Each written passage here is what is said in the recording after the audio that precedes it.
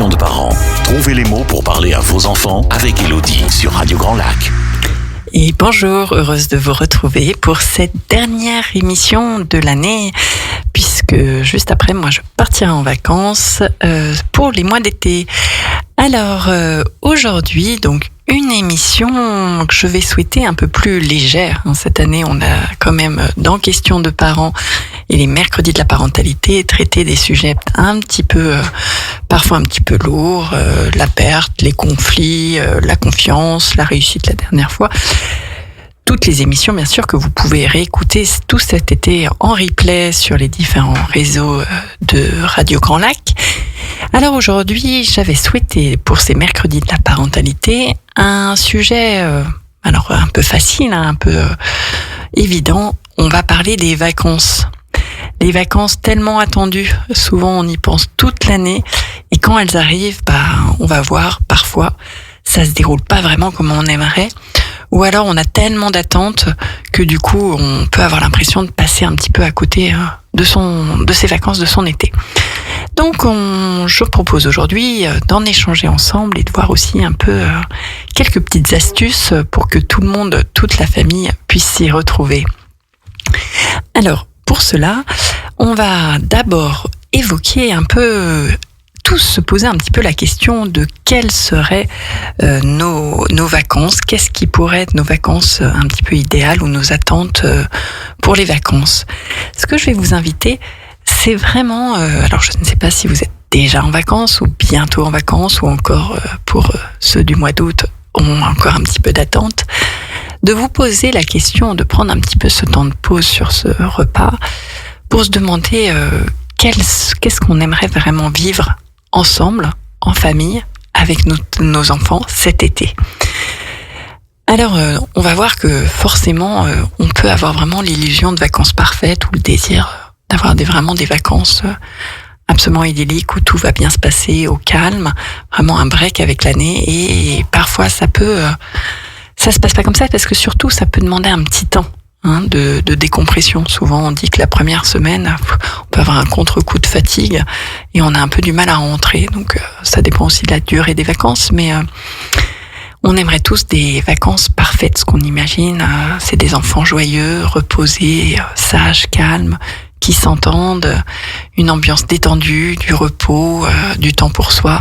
Et on va voir que tout ça, c'est possible, mais que ça se construit et que ça se prépare un petit peu. En effet, c'était la question que je vous emmenais.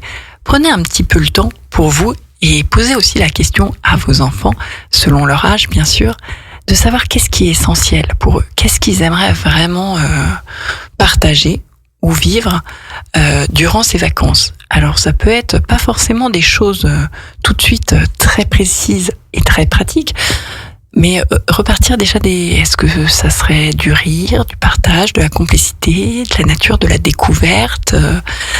Essayez déjà vous pouvez leur suggérer, mais vraiment ces grandes tendances, est-ce qu'il y aurait des choses qui, durant l'année, ont pas le temps? Ça peut être peut-être d'apprendre aussi à cuisiner, faire des choses comme ça. D'essayer au calme, avant le départ, c'est aussi se mettre déjà dans l'ambiance, de réfléchir. Et nos vacances, comment on les construit. Parce que souvent, on va avoir un décalage. Et c'est là aussi où, en amont, on peut être vraiment happé par le rythme des vacances et l'envie d'en profiter. C'est pour ça qu'en profiter un petit peu avant, ça peut être même une discussion dans la voiture, qu'est-ce qui est important pour chacun. Est-ce que les 2-3 points qui vraiment sont un peu des incontournables. Et c'est là où chacun se recentre, sur ses propres besoins. Et dans un premier temps, ça peut être avec soi et soi-même. Et en les exposant aux autres, ça permet aussi de voir qu'on n'a pas tous les mêmes attentes. C'est vrai qu'on va peut-être avoir des enfants qui vont avoir besoin de bouger, de jouer, de s'exprimer librement, parce que toute l'année à l'école, on peut pas. Donc les vacances, c'est là où tout se relâche. Et à contrario, nous souvent parents, après une année chargée professionnellement et parentellement, toutes nos tâches, on en a déjà parlé dans l'émission de l'instant présent, on peut avoir envie de calme, de ralentir, de reposer, de silence. Et là, tout de suite, on se rend compte que ça commence un petit peu à coincer.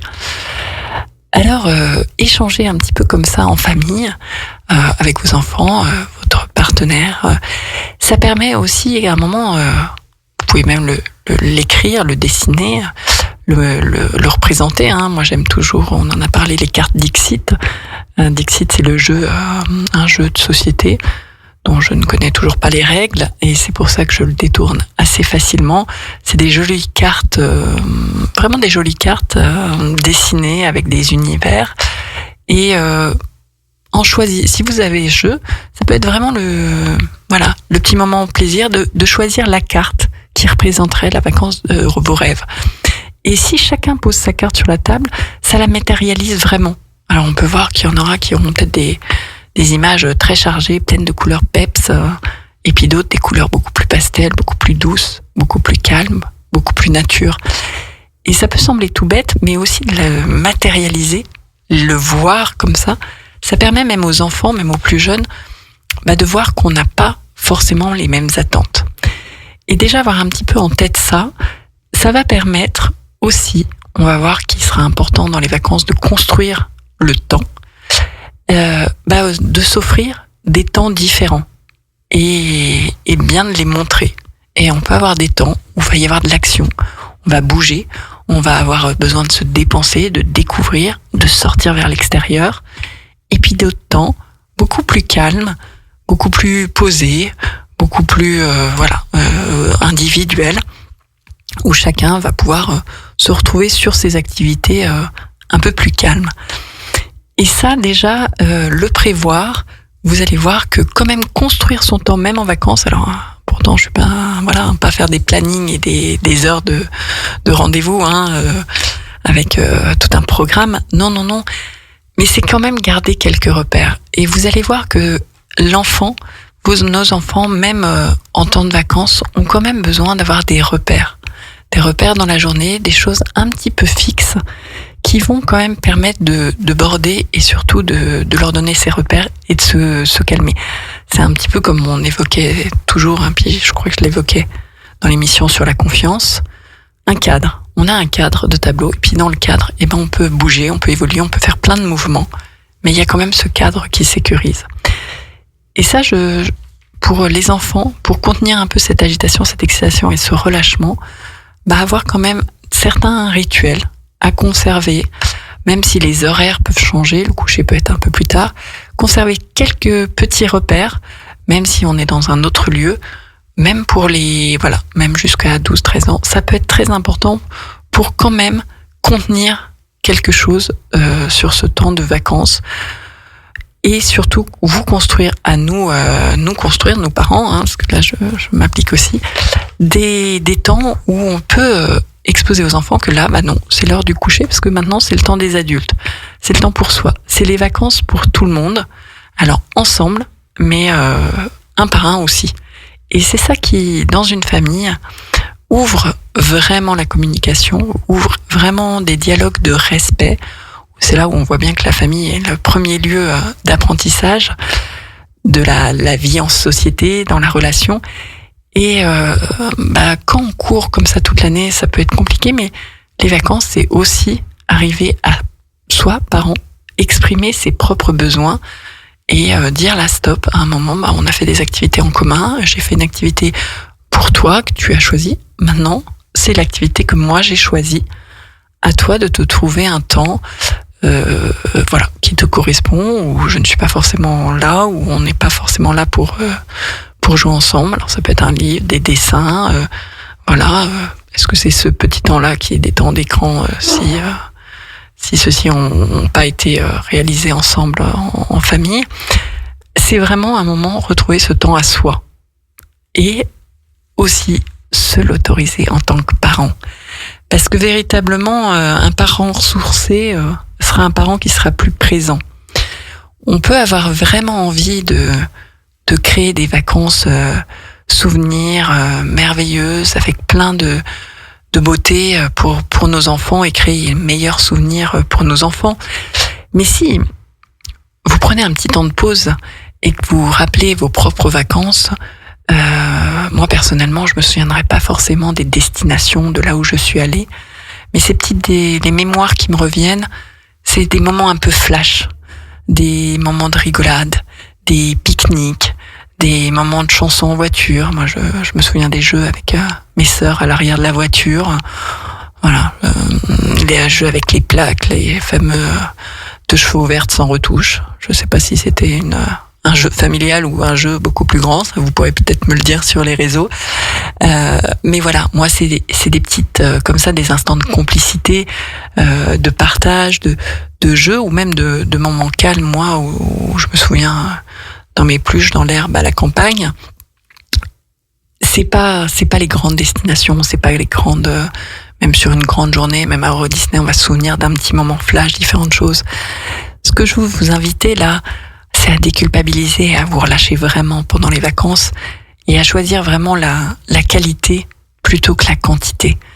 C'est pas grave s'il n'y a pas une grande activité ou une exploration ou un voyage exceptionnel. On peut très bien, et puis notre région est superbe pour ça, rester ici et profiter d'une simple balade dans la nature, d'un moment au lac, pour construire quelque chose avec notre enfant, vraiment avec cette présence.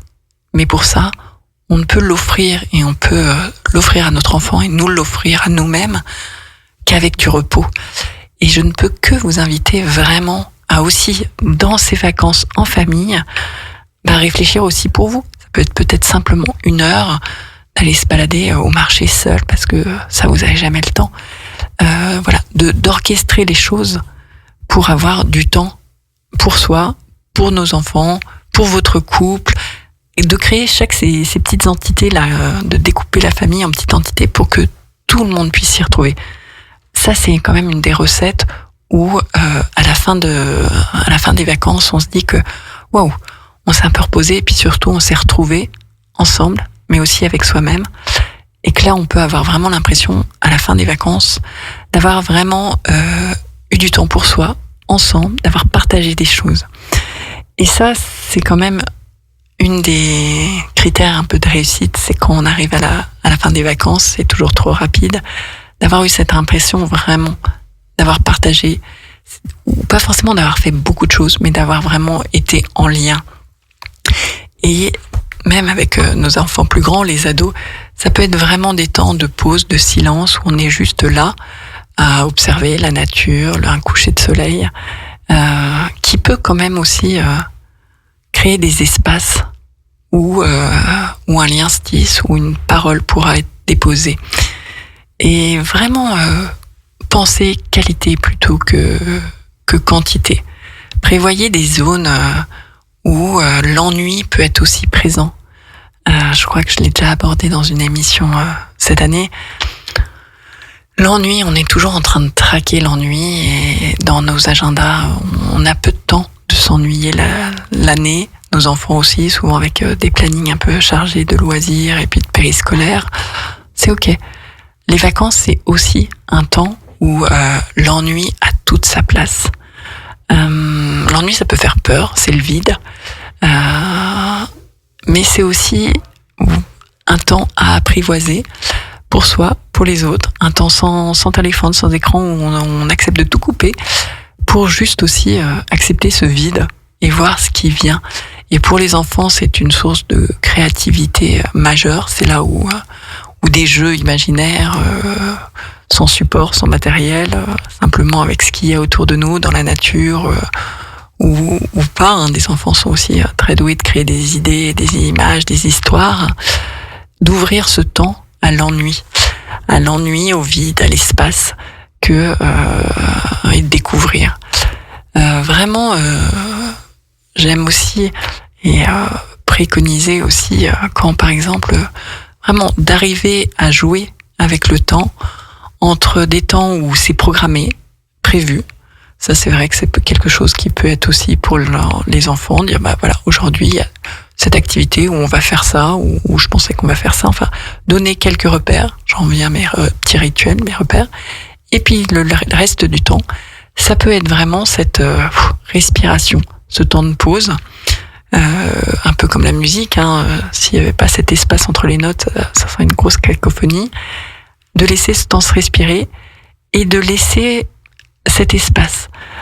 Si vous avez la chance de partir à l'étranger ou dans une ville, un endroit, ok, choisir des musées, des lieux, des visites à réaliser.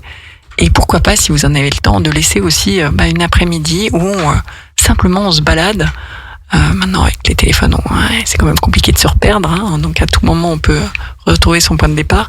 Mais simplement se balader, juste en admirant, regardant, en se laissant guider par, tiens, regarde, cette rue-là, elle a l'air jolie. Et hop, on tourne à la droite plutôt qu'à gauche.